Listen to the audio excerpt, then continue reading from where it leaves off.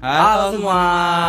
Perkenalkan kami dari kelompok 9. Kami tag video pada hari Kamis tanggal 9 Oktober 2025. Di sini perkenalkanlah kami, aku Abdi Ronaldo Tambunan dengan NIM 23080100527.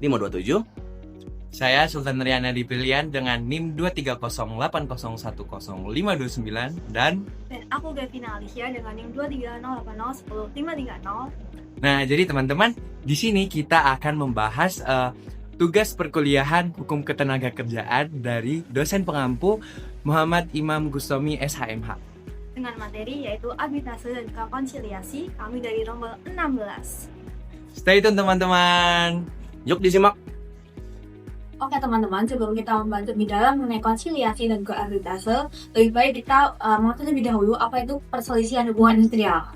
Jadi perselisihan hubungan industrial itu dikarenakan adanya ketidaksesuaian antara hak dan juga kewajiban antara pengusaha dan juga pekerja dalam melaksanakan suatu pekerjaan. Nah, bentuk dari perselisihan hubungan industrial itu ada 4. Itu tertuang dalam pasal 1 ayat 2 hingga ayat 5 UU PPHI atau dalam Buku nomor 2 tahun 2004. Nah, bentuknya apa saja? Ada 4. Yang pertama adalah perselisihan hak, dikarenakan tidak memiliki hak oleh pengusaha kepada pekerja. Yang kedua itu perselisihan dikarenakan kepentingan, karena adanya ketidaksesuaian antara pelaksanaannya dengan apa yang tertuang dalam perjanjian kerja bersama dan juga perjanjian perusahaan.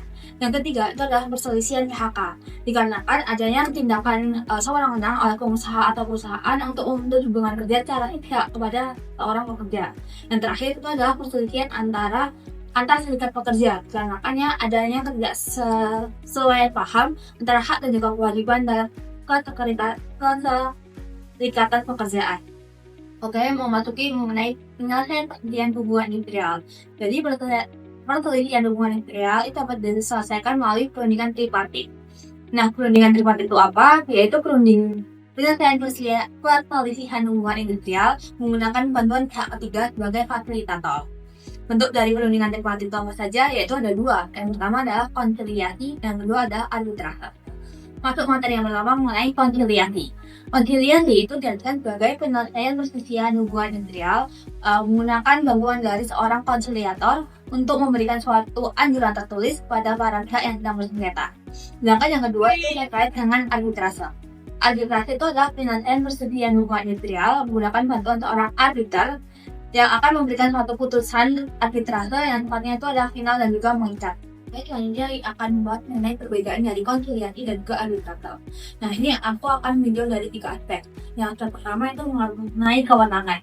Jadi di konsiliasi itu kewenangannya itu untuk menyelesaikan suatu perselisihan yaitu hak, kepentingan, menjadi hak dan juga perselisihan antar serikat pekerja. Dengan di arbitrase itu hanya 2 kewenangan saja, yaitu perselisihan kepentingan, yang kedua adalah perselisihan mengenai anak serikat pekerja. Yang kedua mengenai hak yang berwenang menengahi. Untuk di konsiliasi itu dinamakan konsiliator, sedangkan di arbitrase namanya arbiter. Kemudian yang ketiga itu mengenai penyelesaian perselisihannya bagaimana. Nah, untuk di konsiliasi, jika terjadinya kesepakatan antara para pihak, maka akan dibentuk suatu akta suatu perjanjian bersama yang akan didaftarkan di pengadilan hubungan industrial untuk mendapatkan akta bukti pendaftaran. Tapi jika kesepakatan itu tidak tercapai, maka konsiliator akan mengeluarkan suatu anjuran tertulis. Nah, kalau anjuran tertulis itu masih tetap saja nggak diterima oleh para pihak, maka akan penyelesaian dilakukan di pengadilan hubungan industrial. Kemudian di arbitrase, ketika terjadinya suatu perdamaian, maka akan dibentuk suatu atau perdamaian. Nah, lain halnya jika perdamaian itu gagal, maka akan dilakukan sidang arbitrase yang hanya itu bersifat final and binding.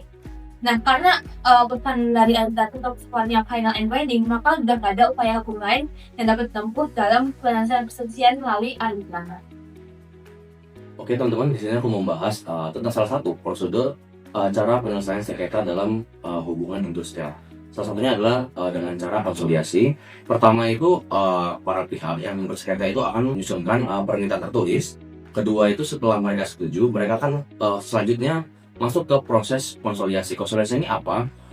Ini adalah proses di mana kedua belah pihak antara pengusaha dan pekerja itu berunding apakah mereka mau menyelesaikan masalah tersebut dengan syarat-syarat yang telah mereka buat itu secara damai dan sepakat.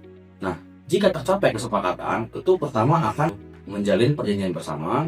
Kedua itu akan mendaftarkan perjanjian tersebut yang telah ditulis ke dalam pengadilan hubungan industrial yang di bawah pengadilan negeri. Selanjutnya akan terjadi proses penyelesaian yang bersifat final and binding. Dan yang ketiga itu jika dilanggar akan langsung dieksekusi ke PHI. Nah, itu opsi pertama jika sepakat. Jika tidak sepakat, maka anjuran tertulis akan keluar. Kemudian itu para pihak akan memberi jawaban apakah mereka setuju dengan anjuran tertulis tersebut ataukah mereka menolak. Jika mereka setuju akan kembali ke opsi A. Jika mereka menolak akan langsung ke gugat di PHI. Halo teman-teman, di sini aku akan membahas tentang penyelesaian sengketa secara arbitrase. Setelah tadi kita membahas tentang cara konsoliasi. Pertama-tama itu akan terjadi perselisihan timbulnya sengketa. Kemudian harus ada kesepakatan antara kedua belah pihak untuk menyelesaikan secara arbitrase. Kemudian akan ada perjanjian yang di sini akan terjadi proses penunjukan arbitrasenya. Arbitrase tunggal, arbiter tunggal atau majelis arbitrase, biasanya 3 orang. Kemudian akan ada upaya perdamaian oleh arbiter. Arbiter ini mempunyai kewajiban mendampingi kedua pihak ini dulu supaya berdamai. Jika sudah berdamai, maka akan dibuat akta perdamaian. Dan jika perdamaiannya itu gagal, maka akan lanjut ke pemeriksaan sengketa oleh arbiter. Kemudian setelah selesai itu, dalam proses ini akan ada pemeriksaan bukti dan kemudian akan membuat keputusan oleh arbitrase. Kemudian akan muncul putusan arbitrase yang akan mengeluarkan putusan yang memiliki sifat yang final and binding, mengikat. Artinya tidak bisa diajukan banding seperti di pengadilan biasa. Kemudian putusan ini akan didaftarkan ke pengadilan hubungan industrial PHI untuk mendapatkan kekuatan eksekutorial dan menjadi dasar pelaksanaan putusan. Kemudian ada beberapa upaya hukum. Ini adalah sangat terbatas terkait pelaksanaannya. Meskipun putusannya sudah bersifat final, tapi tetap dapat di pembatalan, hubungan terbatas gitu. Seperti misalnya surat atau dokumen itu yang digunakan palsu, atau putusan yang diambil itu berdasarkan penipuan, ataupun putusan bertentangan dengan ketertiban umum. Nah, setelah ini semua selesailah proses terakhir, yaitu sengketa yang telah terbit. Halo teman-teman, di sini Sultan mau membahas tentang studi kasus penyelesaian secara konsiliasi. Nah, sebagai contoh, ada suatu kasus, yaitu ada perselisihan hak antara pekerja dan perusahaan terkait upah lembur yang tidak dibayarkan. Nah, habis itu si pekerja ini mengajukan permohonan konsiliasi ke Dinas Tenaga Kerja. Nah, kira-kira proses konsiliasinya seperti apa sih teman-teman? Nah, yang pertama itu adalah konsiliator memanggil kedua belah pihak. Jadi dari pihak pekerja dan pengusaha itu dipanggil. Habis itu yang kedua, pihak pekerja dan perusahaan menyampaikan argumen dan bukti. Jadi masing-masing menyampaikan buktinya. Lalu yang ketiga, konsiliator memberikan anjuran penyelesaian. Nah, kira-kiranya hasilnya bakal kayak gimana ya teman-teman? Nah, hasilnya perusahaan bersedia membayar upah lembur tertunggal sesuai anjuran konsiliator, disepakati dalam perjanjian bersama dan didaftarkan di pengadilan hubungan industrial. Dengan catatan, konsiliasi bersifat win-win solution, mengutamakan musyawarah tanpa proses litigasi panjang. Jadi ini bersumberkan oleh UU nomor 2 tahun 2004. Nah, selanjutnya yaitu ada studi kasus penyelesaian secara arbitrase.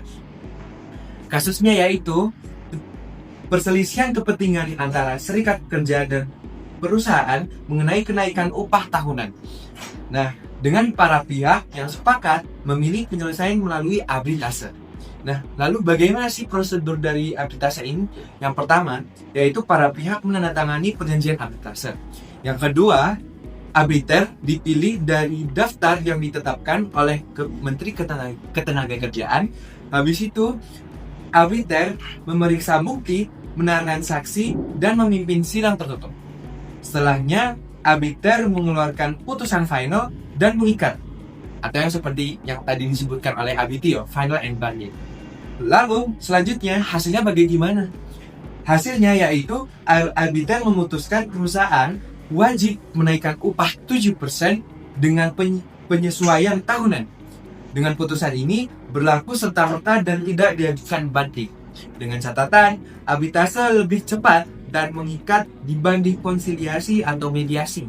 Cocok untuk perselisihan kepentingan yang membutuhkan kepastian hukum. Nah, studi kasus ini didasari oleh sama UU nomor 2 tahun 2004. Permenaker nomor 34 tahun 2021. Nah, sekian dari kami teman-teman kelompok 9, dan mohon maaf bila ada kesalahan kata atau kekeliruan kata, mungkin kita pelo atau apa, mohon dimaafkan.